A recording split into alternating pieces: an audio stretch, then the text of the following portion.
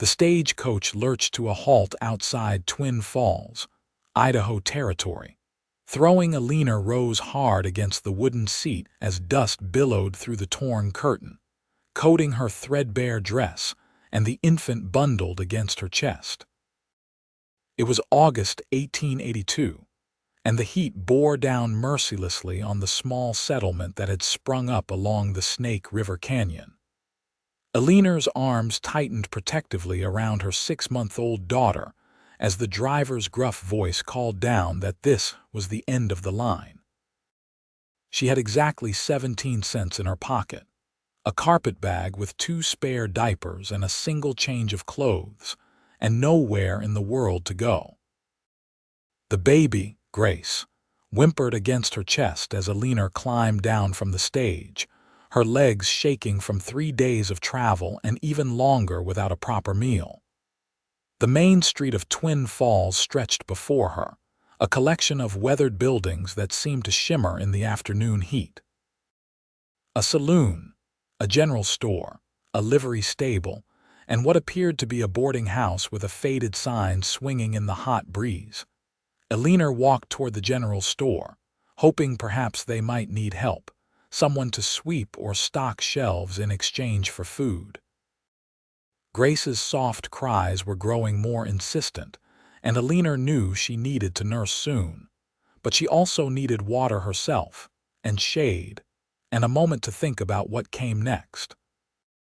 The store owner, a pinch-faced woman with steel-gray hair, took one look at Eleanor's condition and shook her head before Eleanor could even ask. "We don't need help, and this ain't a charity house.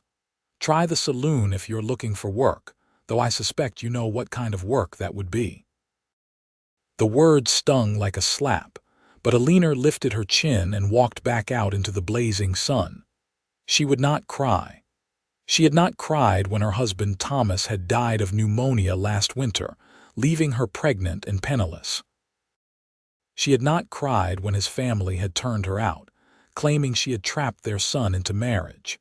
She had not cried through the long, terrifying labor in a stranger's barn, or the desperate months that followed, moving from town to town, always just ahead of complete destitution. She would not cry now. The boarding house proved no more welcoming. The owner, a heavy-set man with tobacco-stained teeth, looked her up and down and quoted a price he knew she could not pay before turning his back and returning to his dinner. Eleanor stood in the street, swaying slightly on her feet as the sun hammered down. Grace had gone quiet, too hot and too hungry to even cry anymore, and panic began to claw at Eleanor's throat. She needed to feed her baby. She needed water. She needed something, anything, before they both collapsed right here in the dust. That was when she heard the sound of a wagon rolling to a stop beside her. "Madam, you all right there?" The voice was deep, concerned, and when Eleanor looked up, she had to squint against the sun to make out the man's features. He was tall, broad-shouldered, with dark hair that needed cutting and eyes that were a startling shade of blue-gray. He wore the rough clothes of a working rancher, his face tanned and creased from years under the sun, though he could not have been more than 28 or 29 years old. "I'm fine," Eleanor said automatically, though her voice came out thin and unconvincing. The man climbed down from his wagon, moving with an easy grace despite his size. "No disrespect, madam, but you don't look fine. You look about ready to fall over. When did you last have water?" Eleanor opened her mouth to answer, then found she could not quite remember. "Yesterday morning." The night before. Without waiting for a response, the man reached into his wagon and produced a canteen. "Here, drink. Not too fast now." The water was warm but clean, and Eleanor had to force herself to sip slowly when every instinct screamed at her to gulp it down. The man watched her with those steady eyes, not judging, just waiting. "Thank you," Eleanor managed when she finally lowered the canteen. "That's very kind. You just arrive on the stage."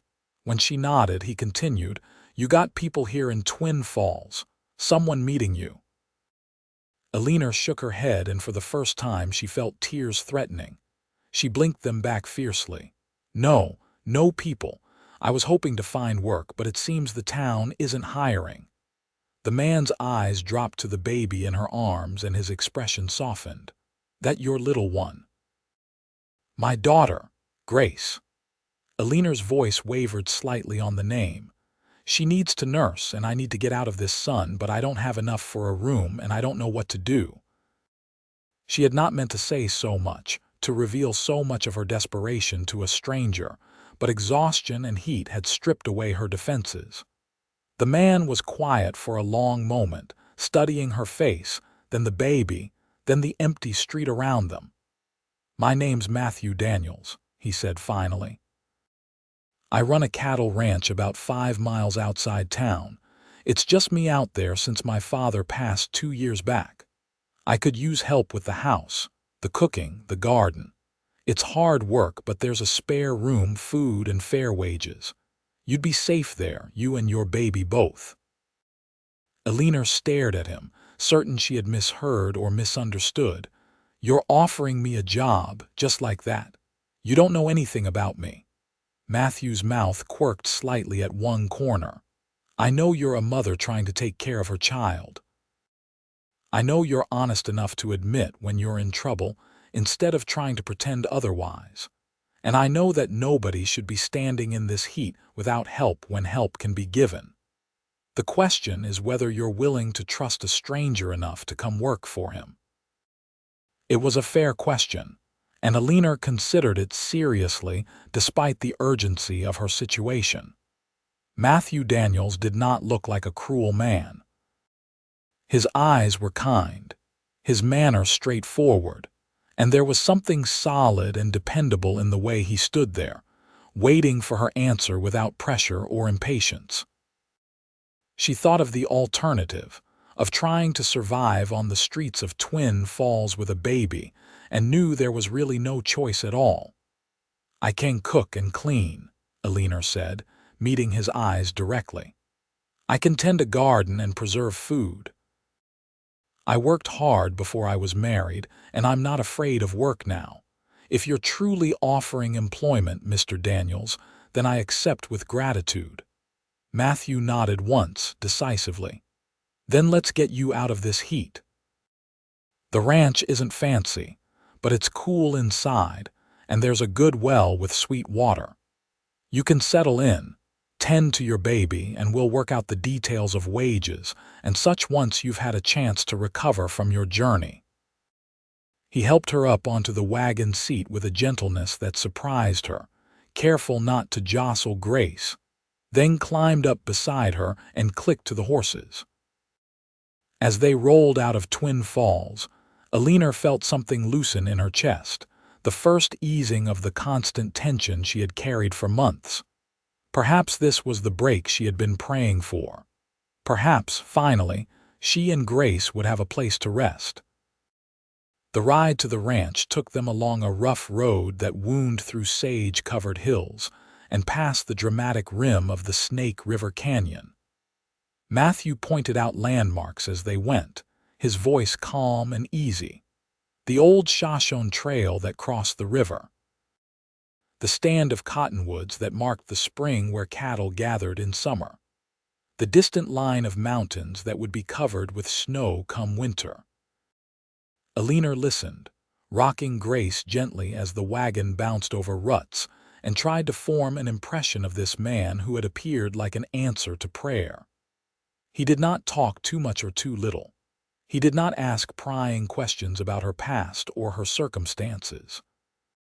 He simply drove and pointed out his land with a quiet pride that spoke of deep connection to this harsh, beautiful country.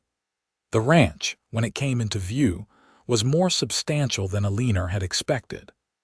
A sturdy 2-story house built of logs and stone, weathered gray by wind and sun. A large barn, several outbuildings and corrals where horses stood dozing in the afternoon heat. Beyond, the land rolled away in golden waves of grass, dotted here and there with grazing cattle. It's not much, Matthew said, and Eleanor could hear the apology in his voice.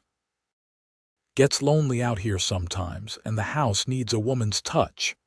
My mother died when I was 15, and my father wasn't much for keeping things nice after that. I do my best, but ranching takes all my time." "It's beautiful," Eleanor said, and meant it. After months of crowded boarding houses and cold charity, the solid permanence of the ranch buildings looked like paradise. "I've never seen anywhere so open, so much sky." Matthew glanced at her, something like surprise crossing his face. "Most women from back east find it too empty, too lonely." "I'm from Ohio originally," Eleanor said, "and I've learned that loneliness has nothing to do with how many people are around. Some of the loneliest times of my life were in crowded cities." She felt his eyes on her for a moment longer before he turned his attention back to the horses. They pulled up in front of the house, and Matthew set the brake before jumping down. He came around to help Eleanor descend, and she noticed how carefully he moved, how conscious he seemed of propriety even in this simple gesture. Inside, the house was indeed plain but solidly built, with good floors and windows that let in the light. The main room held a large stone fireplace, a table with 6 chairs, and a settee that had seen better days. The kitchen was well equipped if dusty, with a good stove and plenty of pots and pans hanging from hooks. "Your room's upstairs," Matthew said, leading the way. "First door on the right. It was my mother's sewing room, but there's a bed in there and space for the baby. My room's at the end of the hall, and there's another spare room if you need it for storage or such." The room was small but clean, with a window overlooking the front of the property and a bed that looked freshly made. Eleanor felt tears prick her eyes again at this simple kindness. Matthew set her carpetbag on the floor and stepped back toward the door. "I'll give you privacy to tend to your daughter," he said. "When you're ready, come down and I'll show you where things are in the kitchen. There's stew from yesterday that needs eating and bread that's only a day old." "Help yourself to whatever you need, Mr. Daniels," Eleanor called as he turned to leave. When he looked back, she continued, "Thank you, truly. I don't know what we would have done if you hadn't stopped." Matthew's expression was serious. "Out here we help each other. That's how people survive. You'd have done the same if situations were reversed." After he left, Eleanor sank onto the bed and finally let herself feel the full weight of exhaustion. Grace was fussing in earnest now, and Eleanor unbuttoned her dress to nurse, feeling the relief as the baby latched on eagerly. As she sat there in the quiet room, watching the afternoon light slant through the window, Eleanor allowed herself a moment of hope. Maybe this could work. Maybe this ranch, this job, this unexpected kindness could be the foundation for building a new life for herself and her daughter. She did not let herself think beyond that. Did not let herself wonder about Matthew Daniels, and why a man of his age and prospects was living alone on a ranch, unmarried and apparently without prospects. Did not let herself notice that he was handsome in a rough-hewn way, or that his voice had been gentle when he spoke to her, or that something in her chest had tightened when his hand had steadied her arm as she climbed from the wagon. There would be time enough for such thoughts later, if they proved necessary. For now, she had a job and a roof over her head, and that was miracle enough. After Grace had nursed herself to sleep, Eleanor changed her daughter's diaper and laid her carefully in the center of the bed, building a barrier of pillows to keep her from rolling off. Then she went downstairs to explore her new domain. The kitchen, she discovered, was in greater need of attention than Matthew had admitted. The stove was functional but grimy, the floors needed sweeping and scrubbing, and the shelves held a chaotic jumble of supplies with no apparent organization. Eleanor found the stew he had mentioned, cold in a pot on the back of the stove, and the bread wrapped in cloth on the counter. She ate standing up, too hungry to bother with niceties, then set about heating water for cleaning. She was elbow-deep in sudsy water, scrubbing the kitchen table when Matthew returned from wherever he had gone. He stopped in the doorway, taking in the scene with evident surprise. "You don't need to start working today," he said.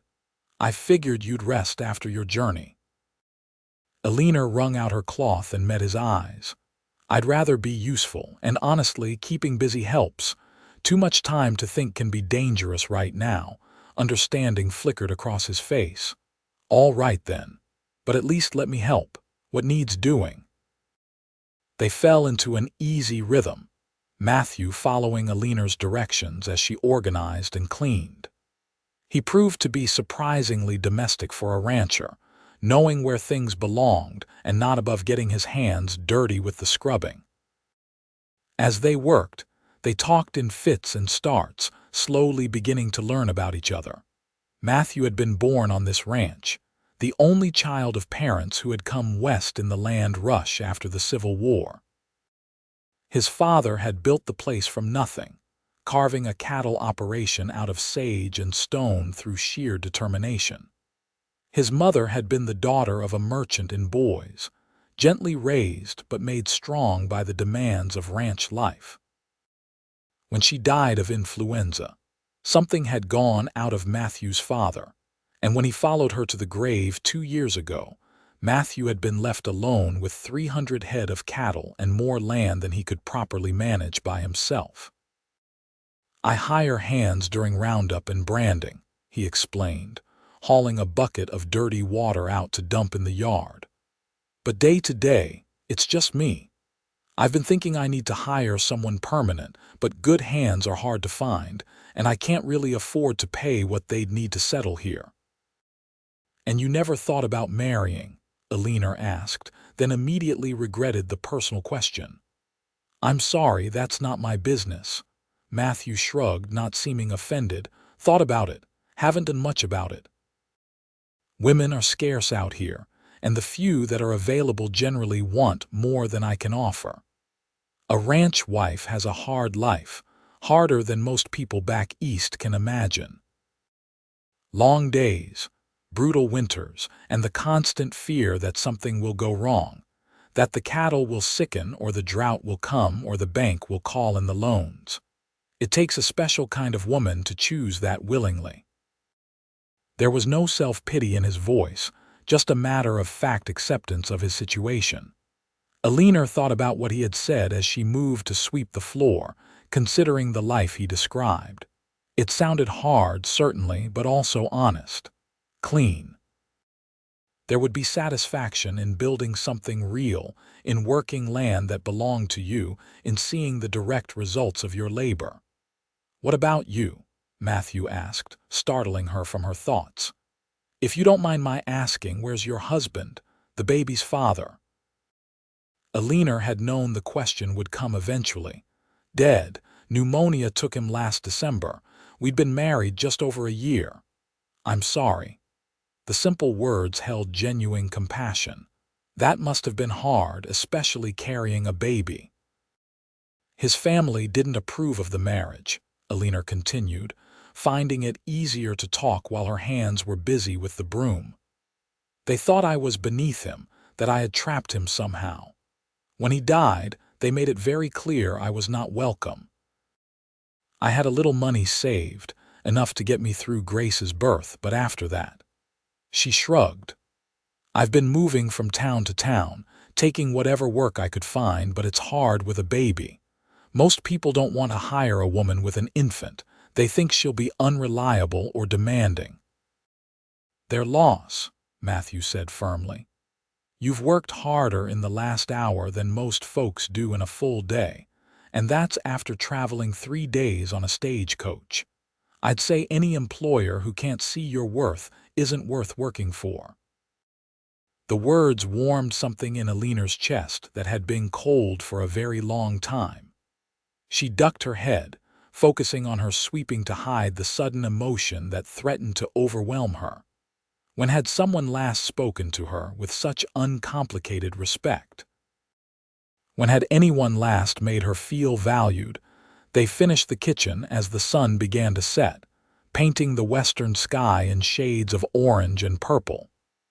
Matthew showed Eleanor the root cellar, the smokehouse, the hen house where chickens clucked sleepily on their roosts.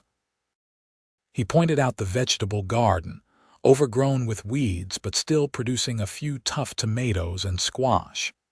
He showed her where he kept the rifle, how to bar the doors at night, and where the emergency water was stored in case of fire. "I don't want to frighten you," he said as they walked back to the house in the gathering dusk. "But you should know the realities. We're far enough from town that help wouldn't come quick if there was trouble. The Shoshone-Bannock in these parts are peaceful, mostly confined to the reservation over at Fort Hall, but occasionally there are problems with drifters or outlaws passing through. I've never had serious trouble, but it pays to be careful." Eleanor nodded, filing the information away. She was not naive enough to think the West was safe, but she was also beyond the point where fear could rule her decisions. "I know how to shoot," she said. "My father taught me when I was young. I'm not an expert, but I can hit what I aim at if I have to." Matthew looked at her with new respect. "Good. I'll feel better knowing that when I'm out with the herd, though I hope you never need to use the skill." That night, after a simple supper of the reheated stew and bread, Eleanor tucked Grace into the bed upstairs and lay down beside her, staring at the ceiling and listening to the unfamiliar sounds of the ranch. The wind in the eaves, the distant lowing of cattle, the creak of the house settling. And underneath it all, the quiet sounds of Matthew moving around downstairs, banking the fire, checking the doors, going about his nightly routine. She thought about the strange turn her life had taken, how this morning she had been desperate and afraid, and tonight she was lying in a clean bed with a full stomach and the promise of work. She thought about Matthew Daniels, this unexpected rescuer who had asked for nothing except honest labor in return for shelter and wages. She thought about how his eyes had softened when he looked at Grace, and how careful he had been to maintain proper distance and respect even as he welcomed them into his home. And then she made herself stop thinking, because that path led to dangerous territory. Matthew Daniels was her employer, nothing more. He had offered her a job out of kindness and practical need, not because he was interested in her as a woman. She would do her work, save her wages, and build a stable life for her daughter. That was enough. That had to be enough. But as she drifted off to sleep, she could not quite suppress the small, rebellious warmth that flickered in her chest whenever she remembered the sound of his voice saying, "You both belong here now." The next morning, Eleanor woke to the sound of a rooster crowing and pale dawn light filtering through her window. Grace was still asleep, her small face peaceful and relaxed in a way Eleanor had not seen for weeks. Carefully, she slipped from the bed and went to the window, looking out over the ranch as it emerged from darkness. Matthew was already up. She could see him in the corral working with a young horse, his movements patient and sure. Even from a distance, she could read the concentration in his posture, the gentle firmness with which he handled the skittish animal. He wore no hat yet, and his dark hair caught the early light, and Eleanor found herself watching longer than she should have before turning away to dress. She had just finished changing Grace's diaper when she heard Matthew's boots on the stairs. He knocked softly on her door. "Mrs. Rose, I'm heading out to check the north pasture. Probably be gone most of the morning. There's coffee on the stove and eggs in the basket by the door. Make yourself at home and we can discuss wages and such when I get back." "Thank you, Mr. Daniels," Eleanor called back, and heard his footsteps retreating down the hall. She spent the morning exploring the house more thoroughly, taking mental inventory of what needed to be done. The windows needed washing. The floors needed a proper scrubbing. The curtains, where they existed at all, were faded and thin. The pantry needed organizing, and she found a sack of flour that had gone weevily and needed to be thrown out. But underneath the neglect, she could see the bones of a good home. The rooms were well proportioned and filled with light. The furniture was solid and well made. There were small touches that spoke of Matthew's mother, a woman who had tried to bring civilization to this wild place. A shelf of books, their spines cracked with reading. A faded sampler on the wall. A china teapot, carefully packed away in the cupboard.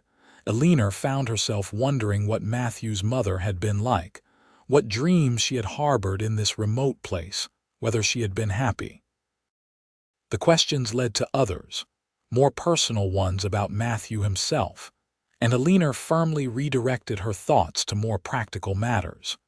She baked bread that morning, finding the rhythm of kneading soothing and familiar. She made a proper breakfast for when Matthew returned, scrambling eggs and frying thick slices of bacon she found in the smokehouse. She swept and scrubbed until the kitchen gleamed, and then moved on to the main room, attacking the dust and grime with determined energy. Grace was mercifully content.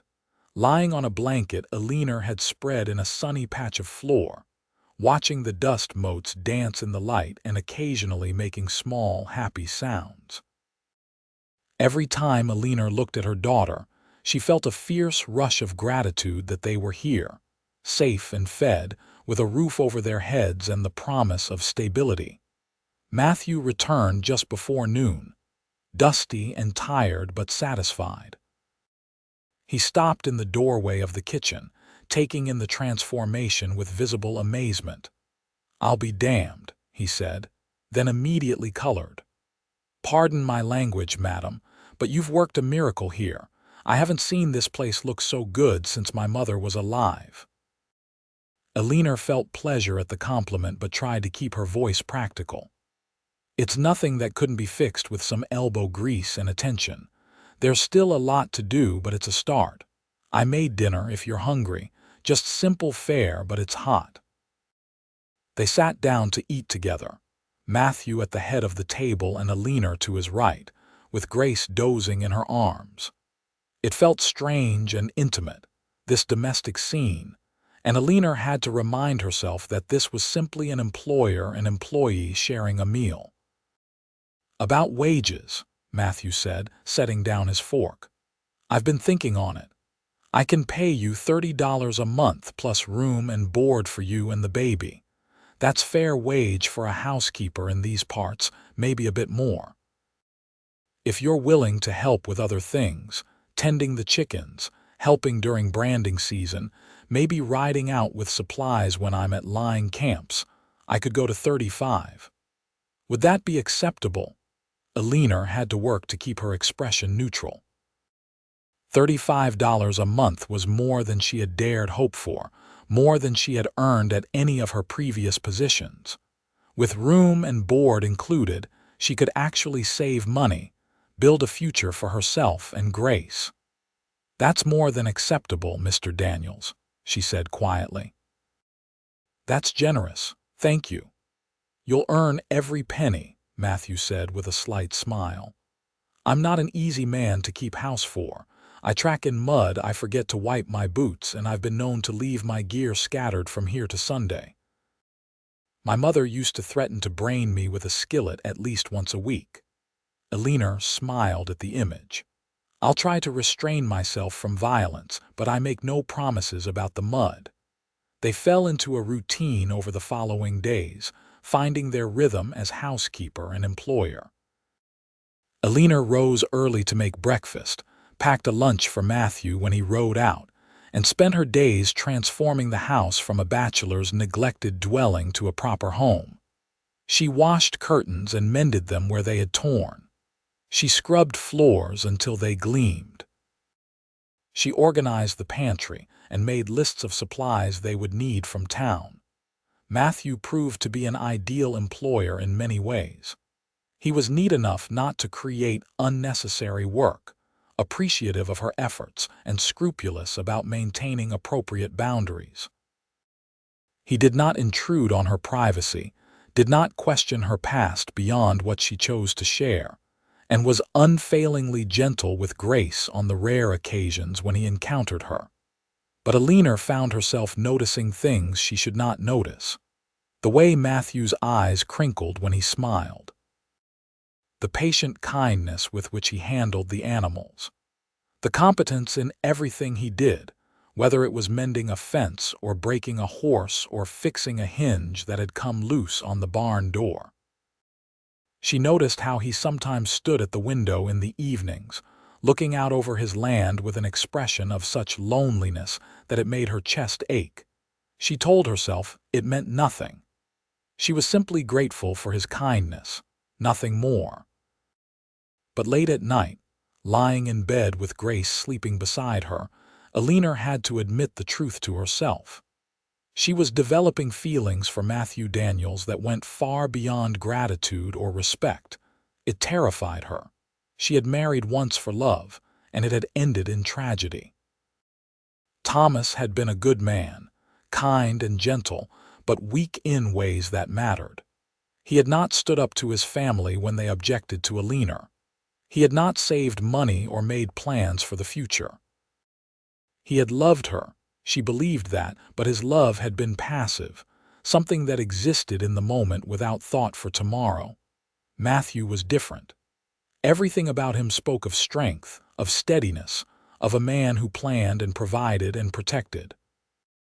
He had built a life here through hard work and determination. He had taken in a desperate stranger without hesitation because it was the right thing to do. He was exactly the kind of man Eleanor needed, the kind of man who could give her and Grace a real home. Which was precisely why she could not let herself feel these things. Matthew had offered her employment, not romance. He had been clear that he was not looking for a wife, had all but said that he did not expect any woman to choose this hard life willingly. If she revealed her growing feelings and he rejected her, she would lose everything she had just gained. The job, the security, the home. She could not risk it, would not risk it. So Eleanor buried her feelings deep and focused on her work, telling herself that friendship and respect were enough, that she did not need anything more. 3 weeks after her arrival, Matthew announced that he needed to go into Twin Falls for supplies and asked if Eleanor wanted to come along, to pick out what she needed for the house and to see about opening an account at the general store. Eleanor hesitated.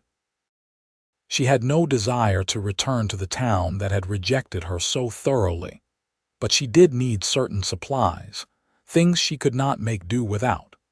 And perhaps it would do her good to face the town again, to show them that she had landed on her feet. They set out early on a Saturday morning, Grace bundled in Eleanor's arms and a list of needed items tucked in Eleanor's pocket. The ride into town was pleasant, the morning cool and fresh, and Matthew kept up a steady stream of conversation about the ranch and his plans for the winter. Twin Falls looked much the same as it had 3 weeks earlier, though perhaps slightly less intimidating now that Eleanor was arriving in a wagon beside a respectable rancher, instead of alone and desperate from the stagecoach. People turned to stare as Matthew drove down the main street, and Eleanor could see the speculation in their eyes. At the general store, the same pinch-faced woman who had turned Eleanor away now greeted Matthew with obsequious friendliness that turned slightly cold when she recognized Eleanor. "Mrs. Rose is my new housekeeper," Matthew said, his voice pleasant but firm. "She'll be making purchases on my account from now on. I trust that won't be a problem." The woman's lips thinned, but she nodded. "Of course not, Mr. Daniels. Whatever you need." Eleanor made her purchases with quiet dignity, selecting fabric for new curtains, thread for mending, seeds for the garden, and a dozen other small necessities. Matthew added his own items: bags of flour and sugar, coffee, ammunition, and a new bridle for one of his horses. As they shopped, Eleanor became aware of whispers following them, speculation about who she was and what her relationship with Matthew might be. Let them talk, she thought fiercely. She had done nothing wrong, and neither had Matthew. If the good people of Twin Falls wanted to invent scandal where none existed, that was their failing, not hers. As they were loading their purchases into the wagon, a woman approached them. She was perhaps 40 years old, handsome rather than pretty, with kind eyes and a warm smile. "Matthew Daniels, you haven't been to town in a month of Sundays," she said, then turned to Eleanor. "And you must be the young woman I've heard about. I'm Margaret Sullivan. My husband runs the bank, and I try to keep track of everyone in town, whether they appreciate it or not." There was something so genuinely friendly in her manner that Eleanor found herself smiling back. "Eleanor Rose, it's nice to meet you. I heard you arrived with nothing but your baby and the clothes on your back," Margaret said bluntly, "and that Matthew here gave you work when no one else would. That speaks well of both of you, if you ask me. How are you settling in at the ranch?" "Very well, thank you," Eleanor said, surprised by the woman's directness. "Mr. Daniels has been very kind and the work suits me." Margaret nodded approvingly. "Good. You look like you've got backbone, and that's what you need out here. Listen, we have a ladies' auxiliary that meets every other Tuesday at the church. Nothing fancy, just sewing and talking and trying to stay civilized in this wild country. You'd be welcome to join us if you ever want some female company." Eleanor felt something warm unfurl in her chest. "Thank you. I'd like that very much." On the ride back to the ranch, Matthew was quiet, handling the reins with his usual competence but seemingly lost in thought. Finally, he spoke. "Margaret Sullivan is good people. If she's taken to you, others will follow. It'll make things easier having friends in town." "She was very kind," Eleanor agreed. "Though I got the impression not everyone shares her open-mindedness. I heard the whispers." Matthew's jaw tightened. "People always whisper, especially about a young woman living at a bachelor's ranch. I'm sorry if it makes things difficult for you." "I'm not concerned about gossip," Eleanor said firmly. "I know the truth of our arrangement, and so do you. What others choose to believe is their problem." Matthew glanced at her, something like admiration in his eyes. "You're tougher than you look, Mrs. Rose." "I've had to be, Mr. Daniels." They rode in companionable silence for a while, the wagon wheels crunching over the rough road.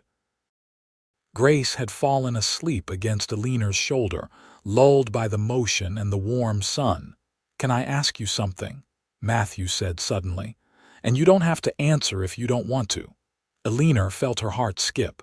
"All right. Do you ever think about marrying again?" Finding a father for Grace, the question hung in the air between them, loaded with unspoken implications. Eleanor chose her words carefully.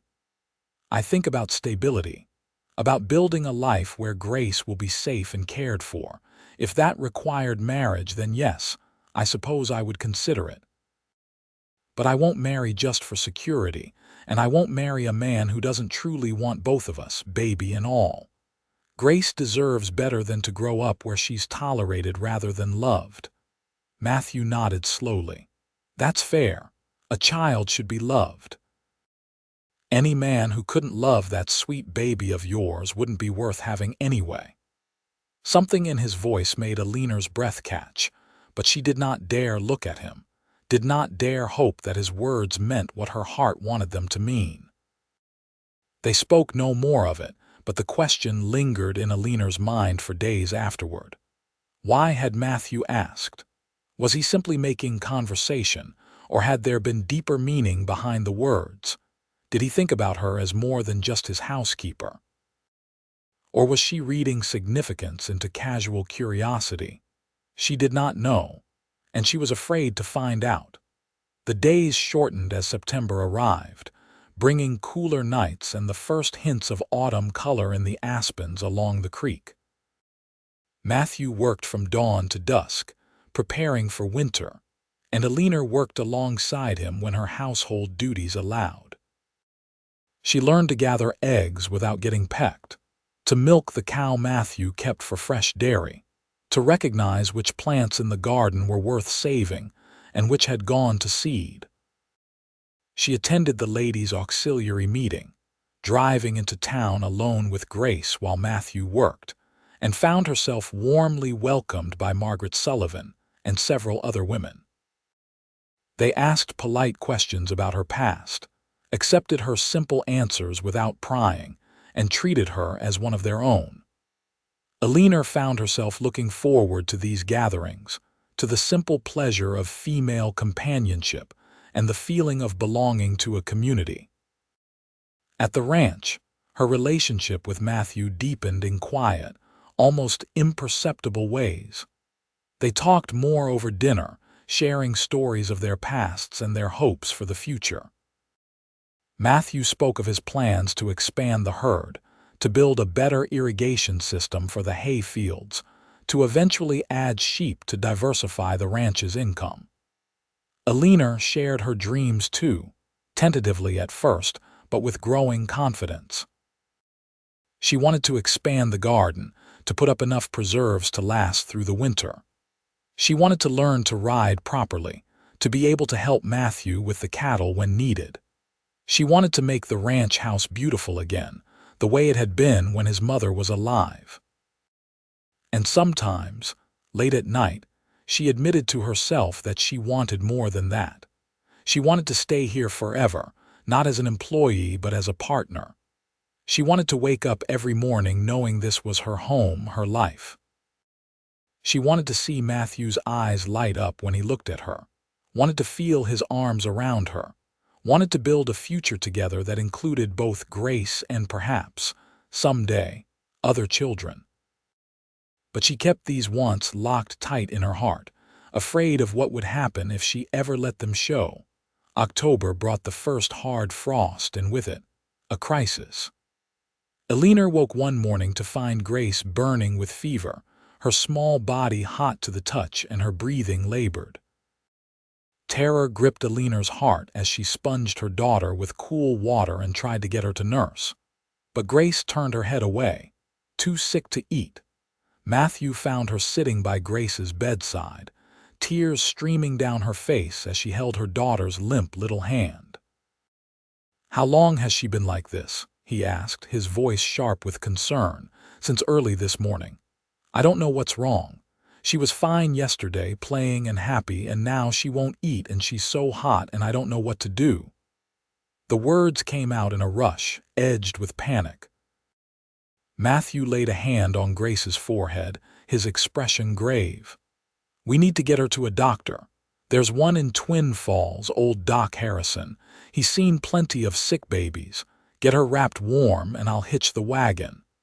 The ride to town was the longest of Eleanor's life.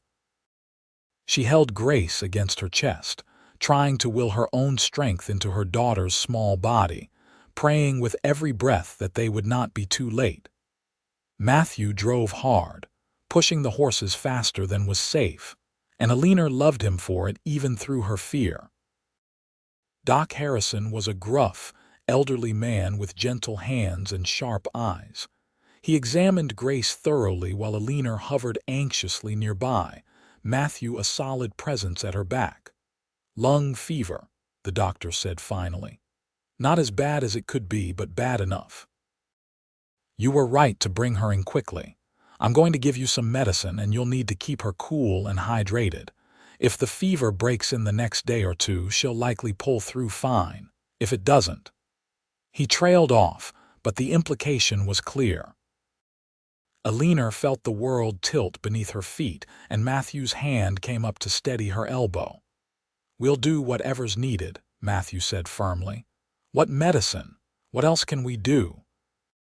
The doctor provided detailed instructions and a bottle of evil-smelling liquid that he promised would help bring down the fever. Matthew paid without hesitation, then guided Eleanor back to the wagon. "We should stay in town tonight," he said. "At the boarding house." That way we're close to the doctor if anything changes. Eleanor wanted to argue that they couldn't afford it, that she could nurse Grace just as well at the ranch. But the truth was she was terrified of being far from medical help if Grace took a turn for the worse. She nodded mutely, and Matthew drove them to the boarding house. The owner, the same man who had turned Eleanor away weeks before, was considerably more accommodating when Matthew Daniels was paying. He provided a room with a good bed and promised to bring hot water and clean linens. That night was one of the worst of Eleanor's life. Grace burned and whimpered, occasionally crying out in her fever. Eleanor dosed her with the medicine, sponged her with cool water, rocked her and sang to her and pleaded with God not to take her baby. And through it all, Matthew stayed. He should have gone back to the ranch. He had work to do, animals to tend. But he stayed, sitting in the chair by the window, ready to run for the doctor or fetch whatever Eleanor needed. Sometimes he stood behind her, his hand on her shoulder, a silent presence of support and strength. Sometime after midnight, Eleanor broke down completely. Grace had finally fallen into an exhausted sleep, and Eleanor sat holding her, unable to stop the sobs that shook her whole body. "I can't lose her," she whispered. "She's all I have. If she dies, I have nothing, I am nothing." Matthew crossed the room in 2 strides and knelt beside the chair, his hands covering Eleanor's where they clutched Grace. "You are not nothing," he said fiercely. "You are the strongest, bravest woman I've ever met. You are Grace's mother, and you are fighting for her with everything you have. And you're not alone. I'm here, Eleanor. I'm here, and I'm not going anywhere." It was the first time he had used her given name, and something in the way he said it made Eleanor look up, meeting his eyes through her tears. What she saw there made her breath catch. Concern, yes, and compassion. But also something deeper, something that looked like the same feelings she had been trying so hard to hide. "Matthew," she whispered, and his hand came up to cup her cheek, his thumb brushing away her tears. "Hush now," he said gently. "Grace is going to be fine. She's strong like her mother. You'll see. By morning the fever will break and she'll be on the mend."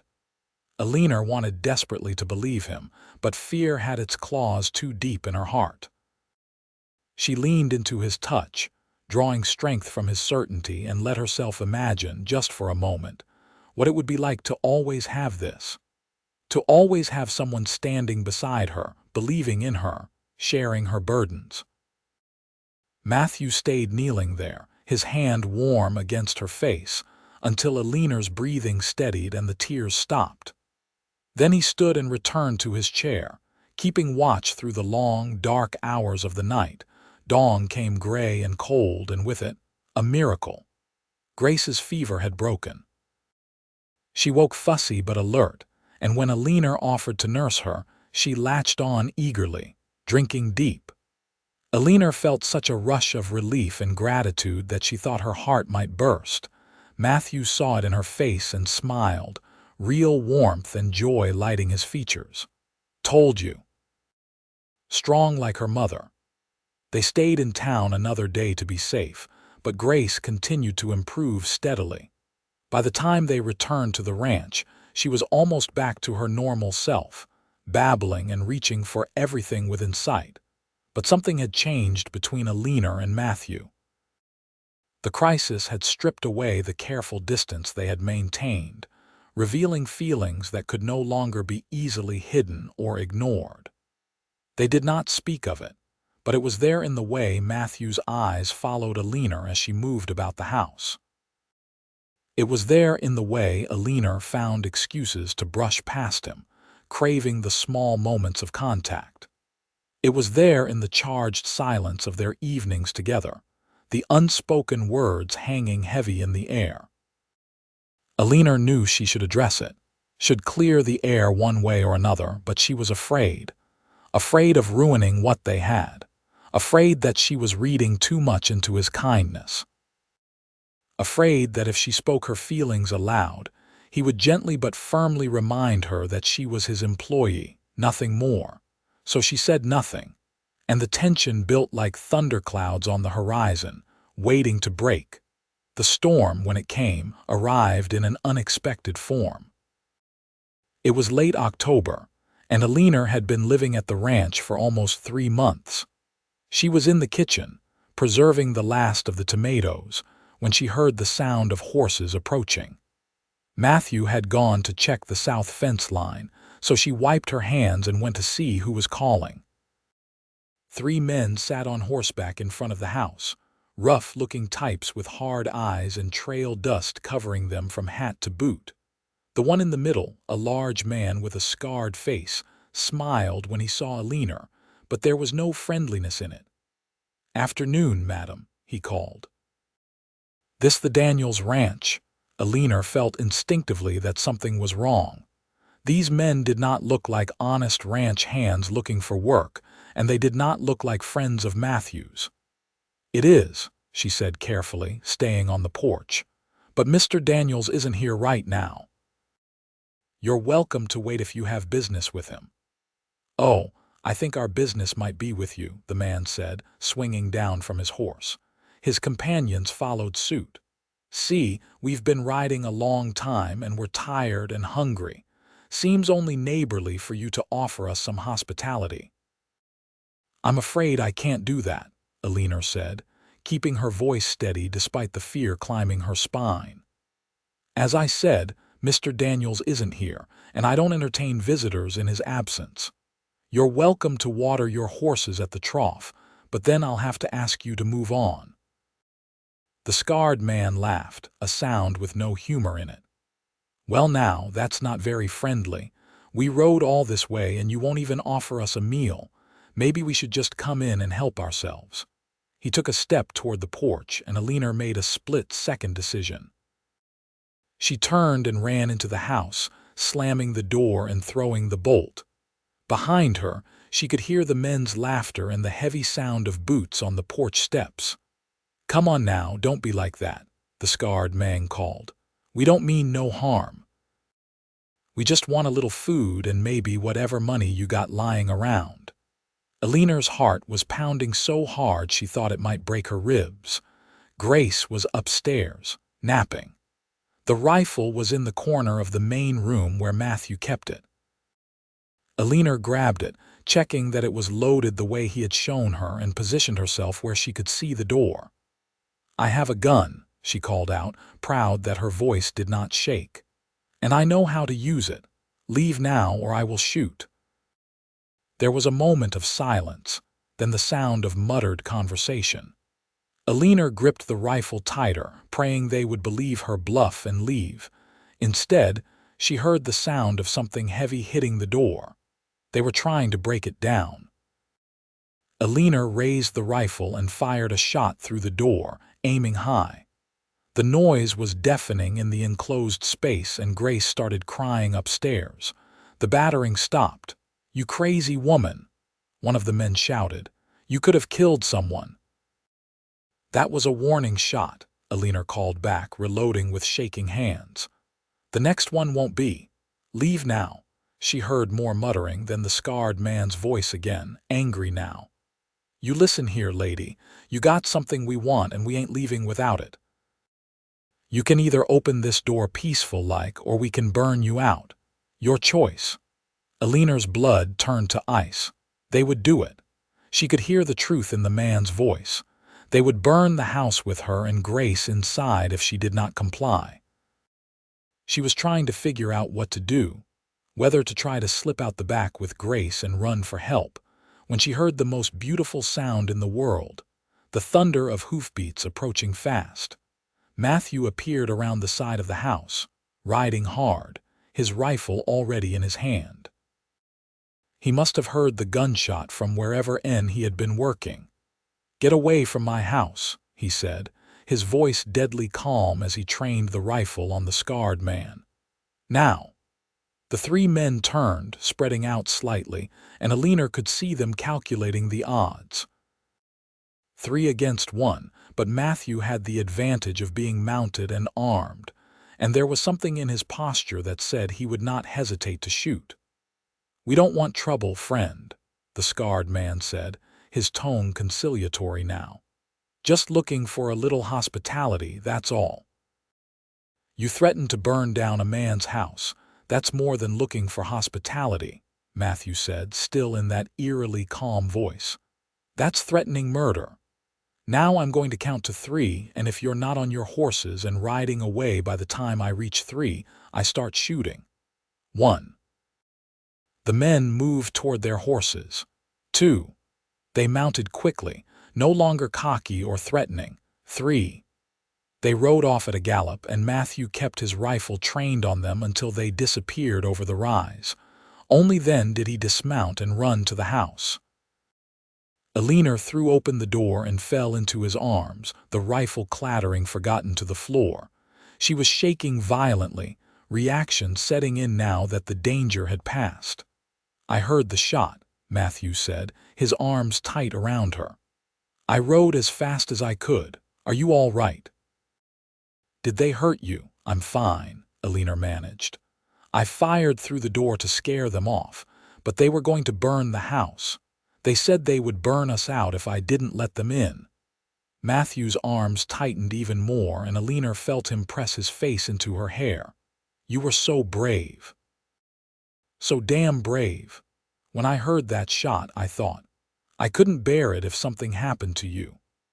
Eleanor pulled back just far enough to look up at him, and what she saw in his face made her heart stop and then start again in a different rhythm. This was not the look of an employer concerned for his housekeeper. This was something else entirely. "Matthew," she whispered, and then his mouth was on hers. The kiss was everything Eleanor had not let herself dream of. Fierce and desperate and full of all the feelings they had been holding back for months. Matthew kissed her like she was air and he was drowning, like she was precious beyond measure, like he had been waiting his whole life for this moment. When they finally broke apart, both breathing hard, Matthew rested his forehead against hers. "I love you," he said, the words tumbling out in a rush. "I've loved you almost from the first day, when you stood in that dusty street with your baby and your backbone of steel, refusing to give up even when you had every reason to. I love your strength and your kindness and the way you've made this house a home again. I love how you sing to Grace when you think no one's listening. I love everything about you, and I can't keep pretending I don't." Eleanor felt tears streaming down her face, but this time they were tears of joy. "I love you too," she whispered. "I've been so afraid to hope, so afraid that you only saw me as your housekeeper, that I was imagining the way you looked at me sometimes. I love you, Matthew Daniels, and I think I have since the day you stopped your wagon and offered us a place to belong." Matthew kissed her again, gentler this time but no less intense. Then he pulled back, his hands framing her face, his eyes serious. "Marry me, Eleanor, not because you need security or because Grace needs a father, though those things are true. Marry me because I want to spend every day of the rest of my life with you. Because when I think about the future, I can't imagine it without you in it. Because you and Grace are already my family in every way that matters, and I want to make it official." "Yes," Eleanor said, laughing and crying at the same time. "Yes, of course, yes." They married 3 weeks later in the small church in Twin Falls, with Margaret Sullivan and her husband standing as witnesses and half the town in attendance. Eleanor wore a simple dress of pale blue that Margaret had helped her make, and she carried a bouquet of the last prairie flowers of the season. Matthew wore his best suit, brushed clean and pressed, and when he saw Eleanor walking toward him, his eyes filled with such love and wonder that she felt beautiful beyond measure. Grace, now 9 months old and thriving, was held by Margaret during the ceremony, babbling happily and reaching for her mother whenever Eleanor looked her way.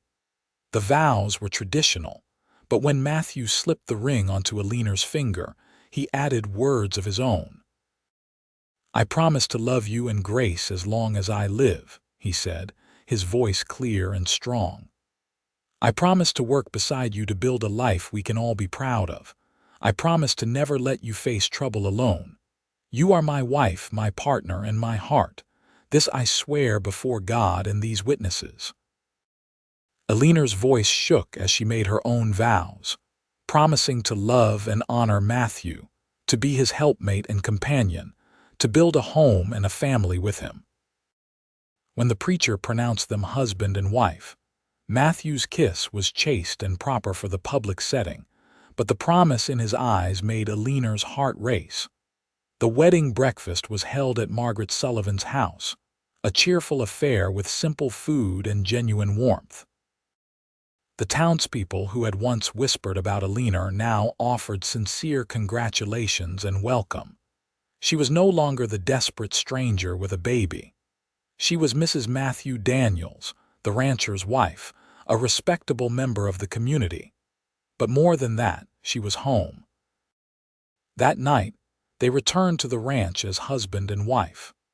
Matthew carried Eleanor over the threshold, both of them laughing at the tradition, then set her gently on her feet in the main room. Grace had fallen asleep on the ride home, and Eleanor carried her upstairs to the nursery Matthew had prepared, a small room next to what was now their shared bedroom. When Eleanor came back downstairs, Matthew was waiting for her, the lamp turned low, his eyes dark with promise. "Are you tired?" he asked softly. "It's been a long day." Eleanor crossed to him, her heart full to bursting. "I'm not tired, I'm happy. Happier than I ever thought I could be." Matthew pulled her close, his hands settling at her waist. "I'm going to spend the rest of my life making sure you stay that way. You and Grace both. You're mine now, Eleanor. My wife, my family, and I take care of what's mine." "And you're mine," Eleanor said, rising on her toes to kiss him. "My husband, my love." Their wedding night was everything Eleanor had hoped for, tender and passionate and filled with joy. Matthew was gentle and patient, making sure Eleanor felt cherished and safe even as their passion burned bright. They came together as equals, as partners, two people who had found in each other exactly what they needed. Afterward, lying in Matthew's arms in the bed they would now share every night, Eleanor thought about the long, hard road that had brought her here. The grief and fear and desperate uncertainty. The day she had arrived in Twin Falls with nothing but a baby and 17 cents, certain that she had reached the end of her rope. And then Matthew had stopped his wagon and offered her a chance. A job, a place to belong, and over the weeks and months that followed, he had given her so much more. Love, partnership, a future filled with hope instead of fear. "What are you thinking?" Matthew asked, his fingers tracing lazy patterns on her shoulder. "I'm thinking about how much my life has changed," Eleanor said. "How different everything is from what I thought it would be.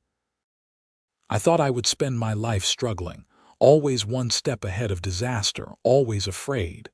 And now I'm here, married to a man I love beyond measure, with a home and a future and everything I ever wanted." Matthew pressed a kiss to her hair. "I'm the lucky one." "I was so lonely before you came, Eleanor. I didn't even realize how lonely until you and Grace filled this house with life and laughter. You gave me a family. You gave me purpose beyond just working the land. You gave me a reason to build something that will last." They talked long into the night, making plans and sharing dreams. Matthew wanted to expand the ranch, to build something that would sustain not just them but their children and grandchildren. Eleanor wanted to cultivate beauty as well as utility, to plant flower gardens and fruit trees, to make the ranch a place of abundance and joy. And they both wanted more children. Brothers and sisters for Grace, a house full of laughter and noise and love. Life settled into a new rhythm after the wedding. Eleanor was no longer the housekeeper but the wife, and the change went deeper than just sleeping arrangements. She and Matthew made decisions together now, consulting each other on everything from what supplies to order to how to handle a difficult neighbor. They were true partners, each bringing their own strengths to the marriage. Winter came early that year, with heavy snows that isolated the ranch for days at a time. But inside the house, all was warmth and contentment. Matthew taught Eleanor to play chess by the fire in the evenings, and she taught him the songs her mother had sung to her as a child. Grace took her first steps in the main room while both her parents watched and cheered, then promptly fell on her well-padded bottom and laughed at herself. Spring brought new life to the ranch. The cattle began calving, and Eleanor helped Matthew with the endless work of ensuring the new calves were healthy and strong. She learned to ride properly, her initial nervousness giving way to confidence as Matthew patiently taught her the skills she needed. Together they rode out to check fence lines and water sources. Grace strapped to Eleanor's back in a carrier Matthew had fashioned from soft leather. And in May, Eleanor realized she was pregnant. She waited until she was certain before telling Matthew, wanting to be sure after the fears and uncertainty that had surrounded Grace's birth. But when she finally shared the news, sitting across from him at the dinner table with Grace playing at their feet, Matthew's joy was everything she could have hoped for. He came around the table and pulled her into his arms, holding her close while his whole body shook with emotion. "Another baby," he whispered. "Our baby. Eleanor, you've made me the happiest man alive." "Are you pleased?" Eleanor asked, though she could feel the answer in the way he held her. "Please doesn't begin to cover it," Matthew said, pulling back to look at her. "I'm overwhelmed. Grateful beyond words, terrified that something will go wrong, excited about watching you grow round with my child, all of it at once." Eleanor laughed, relief and happiness bubbling up inside her. "I'm terrified too, but also so happy, Matthew. This baby is a symbol of everything we've built together, everything we've become." The pregnancy was easier than Eleanor's first had been, perhaps because she was not alone and afraid this time. Matthew was attentive and caring, taking on extra work around the house so Eleanor could rest, fetching her water and crackers when morning sickness struck, rubbing her aching feet in the evenings. Grace, now a toddler with her mother's dark hair and her father's blue-gray eyes, seemed to sense something was different. She became more clingy, wanting to be held constantly, and Eleanor assured her over and over that the new baby would not mean less love for her. "You'll always be my first baby," Eleanor told Grace, holding her close. "My miracle baby who came into the world when I had nothing and gave me a reason to keep fighting. The new baby is your brother or sister, someone for you to love and protect and play with. You're going to be such a good big sister." Grace, who understood perhaps half the words but all of the love behind them, patted Eleanor's growing belly and said "baby" in her sweet, piping voice. In December, on a snowy night when the world outside was hushed and white, Eleanor went into labor. Matthew had arranged for Margaret Sullivan to come stay at the ranch for the last few weeks of the pregnancy, and her presence proved invaluable. She kept Grace entertained and out of the way while Matthew hovered anxiously and Eleanor worked through the contractions. The labor was long but not terribly difficult, and when dawn broke over the snow-covered ranch, a baby's cry filled the house. Matthew held his son for the first time with tears streaming down his face, and Eleanor watched the two of them together, her heart so full she thought it might burst. They named him Thomas, after Eleanor's first husband, because Matthew insisted that the man who had loved Eleanor first deserved to be remembered and honored. It was a generosity of spirit that made Eleanor love him even more. Thomas proved to be a content baby, easy to please and quick to smile. Grace adored him, wanting to help with everything from bathing to dressing to feeding.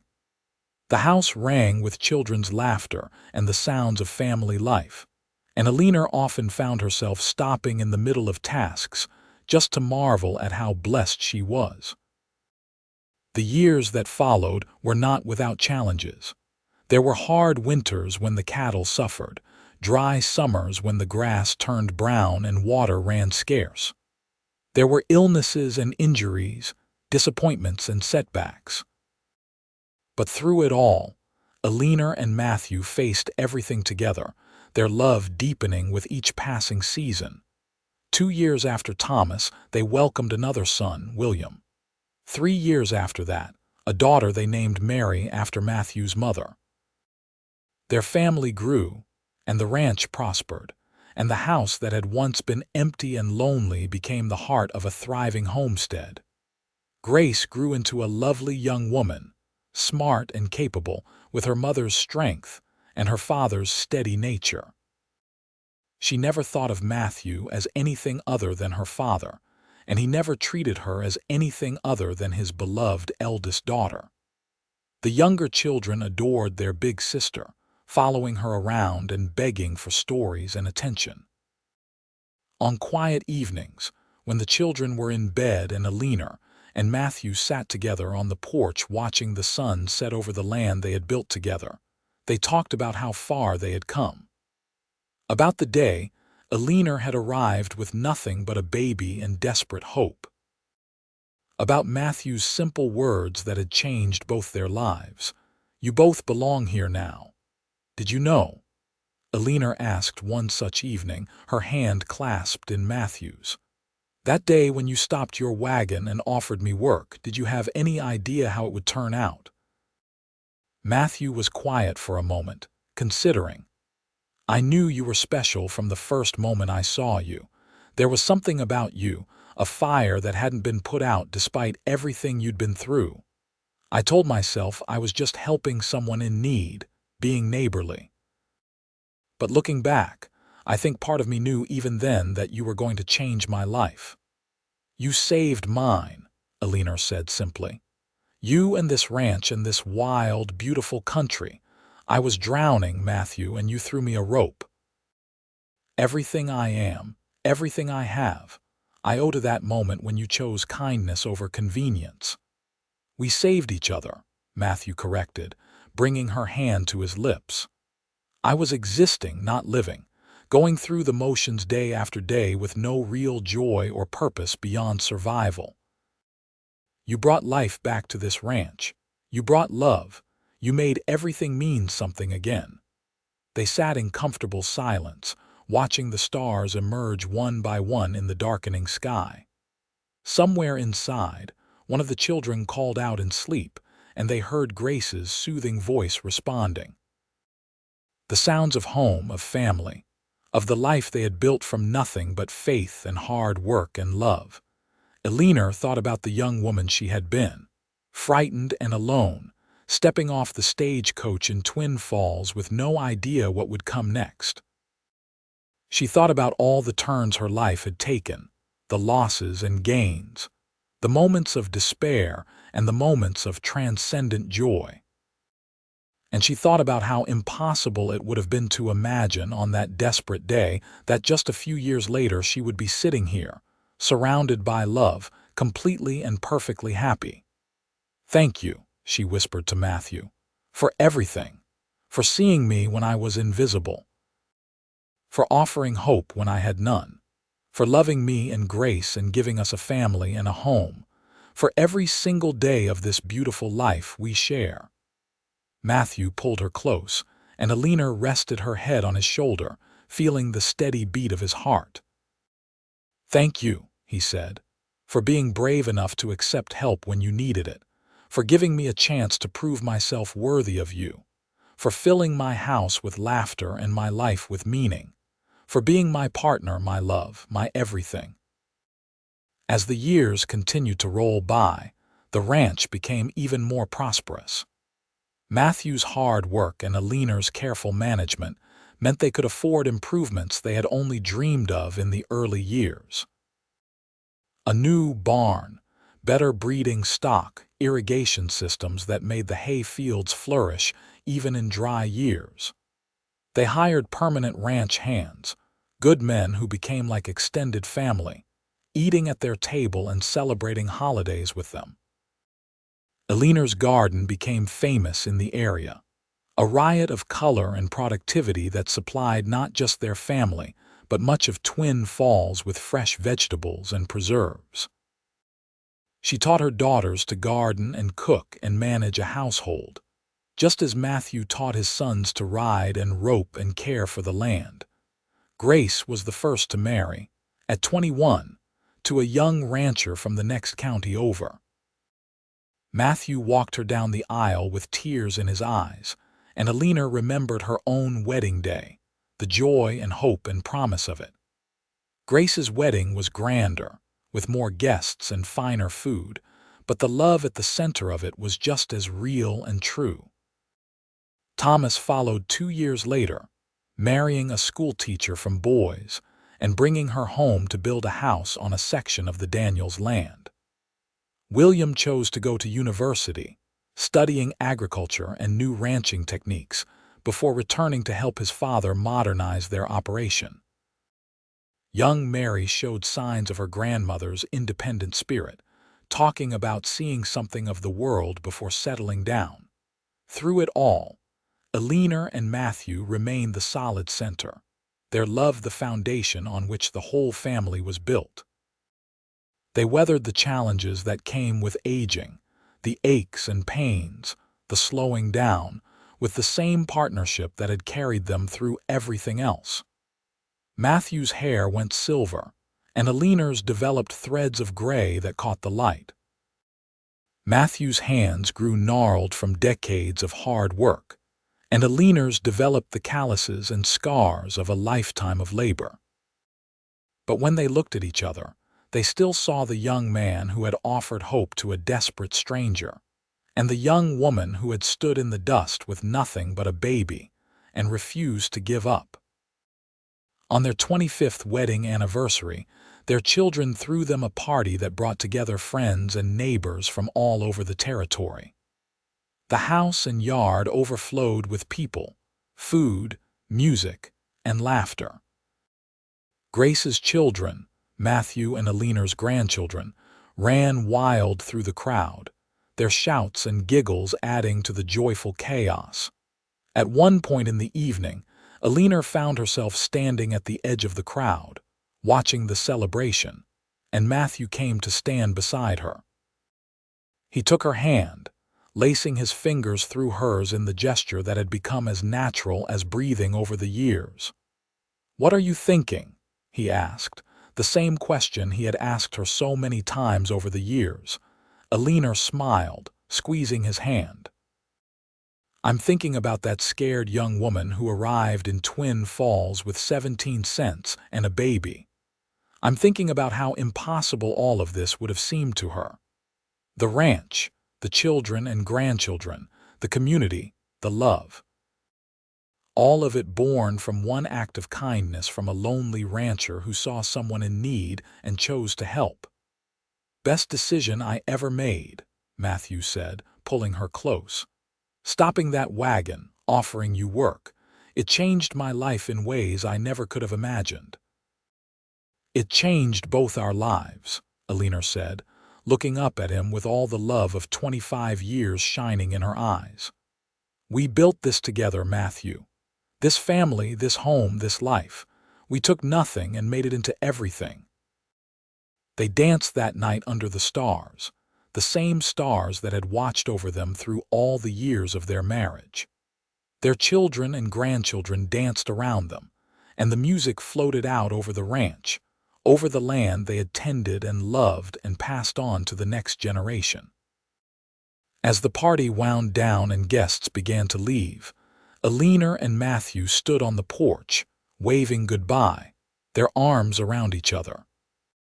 When the last wagon had disappeared down the road and the house had grown quiet, they went inside together, climbing the stairs to the bedroom they had shared for a quarter century. "Another 25 years?" Matthew asked as they prepared for bed, his tone teasing but his eyes serious. "Another 50 if we're lucky," Eleanor replied, meaning every word. I plan to love you for the rest of my life, Matthew Daniels, however long that may be. Then I'm the luckiest man who ever lived, Matthew said, gathering her into his arms, because I get to spend all that time with you. They were blessed with those years and more. As they aged into their 60s and then 70s, they gradually passed more and more of the ranch work to their children and grandchildren, but they never stopped being partners. They were the wise elders, the foundation of the family, the living proof that love and hard work could build something lasting and beautiful. Eleanor published a small book of recipes and household wisdom that became popular throughout Idaho Territory and beyond. Women writing to her asking for advice on everything from preserving food to raising children in the harsh Western climate. Matthew became known as a fair dealer and an expert on cattle, his opinion sought by ranchers throughout the territory. But their greatest legacy was not their accomplishments or their prosperity. It was the family they had built, the children and grandchildren who carried forward their values of hard work, integrity, kindness, and love. It was the ranch itself, still thriving, still beautiful, a testament to what could be created when two people chose to face life together. On a warm spring evening when Eleanor was 73 and Matthew 78, they sat on their porch as they had so many times before, watching the sun set. They were surrounded by family, 3 generations of Daniels gathered for Sunday dinner, the children playing in the yard while the adults talked and laughed. Grace, now a grandmother herself, came to check on them, her face soft with love and concern. "Can I get you anything, Mama? Papa?"